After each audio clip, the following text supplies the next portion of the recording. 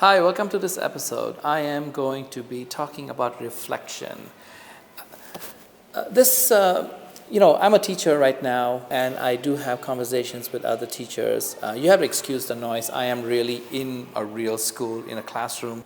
What is the meaning of reflection? And this is what I'm going to talk about a little bit in this episode. When I was young, and we were very encouraged in school to have a diary or a journal. The teacher wanted us to really get into, like writing, the writing process. And I started that at a very, very young age. And of course, over the years, I grew to love it because it became like a habit, right? Like I would always write. In other words, like whenever I wrote something, I always felt much better after I wrote it. Like it was like therapy. Like if I had any stress, if I put it down on paper, it kind of like went from the mind to the paper, so my mind felt a little bit relieved. Nothing changed. It's just that I felt better when I wrote things down. So when you are as a teacher, especially if you're a new teacher, is you write down what happened. Okay? I mean, you don't go into too much details. The idea of reflection is you basically say, okay, this is what my lesson was, and after class, what happened? Was the lesson successful? Which parts of the lesson was successful?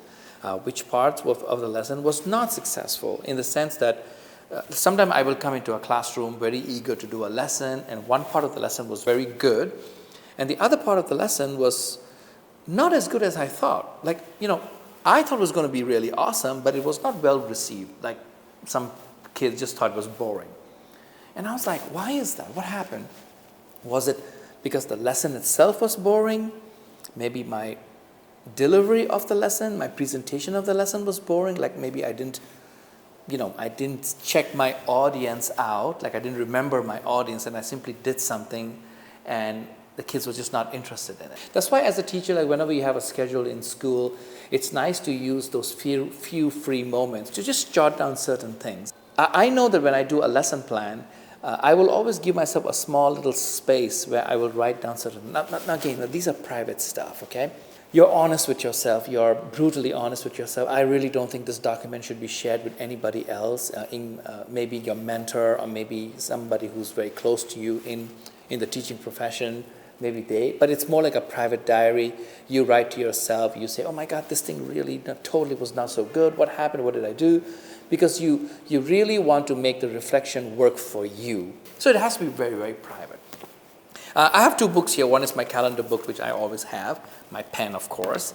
Normally I always use a fountain pen, but today I'm just using my little Staedtler pen, ink pen.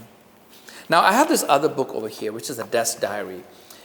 It's not too private, but it leans towards private. I do write a lot of things here. I want to make sure that I'm brutally honest with myself. If something worked, excellent. If something did not work, why it did not work. Like I don't write in too many words just because I don't want to be like guarding this thing with my life, so to speak. So I try to be very general. I want to make sure that I totally write stuff down because in a way I can look at my book and I can go back and I can say, okay, this student did like this score was like that, now the score is so much more better. The idea for me is I want to see that the student is growing in the right direction. That means if her score was very low a few months ago, now she's doing much better, and that's a good thing. Now, if her score was low and she's still low or she's going worse, I need to get in there and try to fix it. I need to help her out, maybe give some extra assignments or pay attention in the class to her a little bit more because maybe she's looking like she's understanding everything, but she's really not getting anything. So like if I look at my my book right now, I have notes and I love stationery. That's one of the reasons why I love having a notebook. You can't really do this in your phone and in your computer. I'm not so sure it will work exactly the same way. Maybe an iPad if you're handwriting stuff, but I'm not even sure that would work very well because I love the fact that I have paper that I can go this way and this way. I can just flip around. I can just go like that and like, what happened over here? The first grade, what happened? Some students were very weak. Oh, wow, these are the ones who cannot read very well. Okay. See, this is great. Like, this cannot be done digitally. I really don't think it can be done digitally. Okay, I wrote some highlighting stuff over here, and I wrote over here, lots of energy needed. Tuesday is my heavy day, and Tuesday is my heavy day actually. Oh, here I wrote another one. Some naughty boys, you need to watch out for this class because some kids are a little bit, like the moment you turn around and you start writing things on the board, they're busy in the back throwing, water pellets or something like that.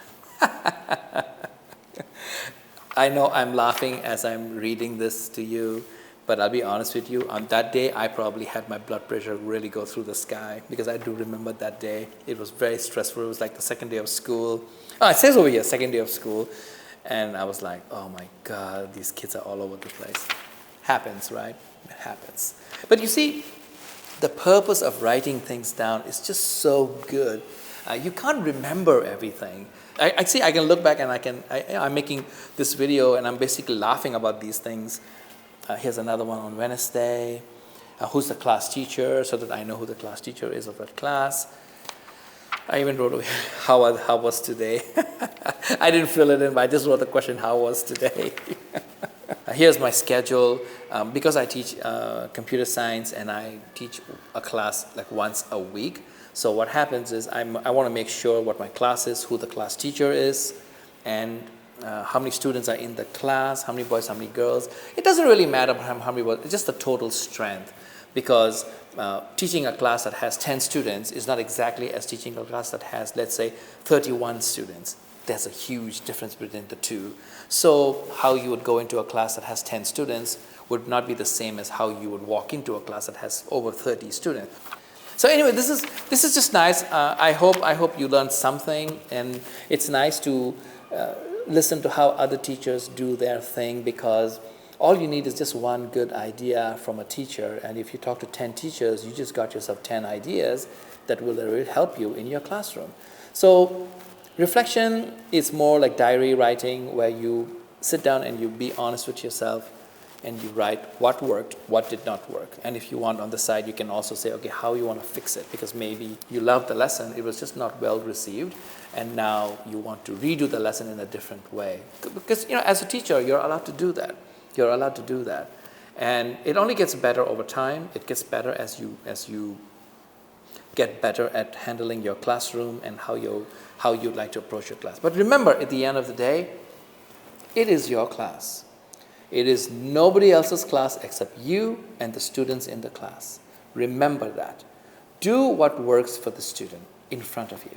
So tell me what you think. I would love this to be like a really nice dialogue.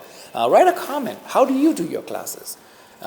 Maybe I will learn something from you. Maybe somebody else will learn something from you. Or what better is, maybe you can make a video just like this, put it on your channel, and send me the link. I would like to know. I really would. I really, really would. Because remember, when you're a teacher, you're always learning and you're always trying to get better and better. Thank you very much for dropping by, watching my lessons, subscribing, liking. If you're doing it, thank you. I do appreciate it. It does help the channel out a lot. I hope all these videos will be of some help to somebody out there, that will make them have just some better classroom management, a better experience as a teacher, because teaching is one of those professions where you're basically a superhero. You're taking care of a lot of people and you want to do it right. Thank you, and I'll see you in the next one. Bye.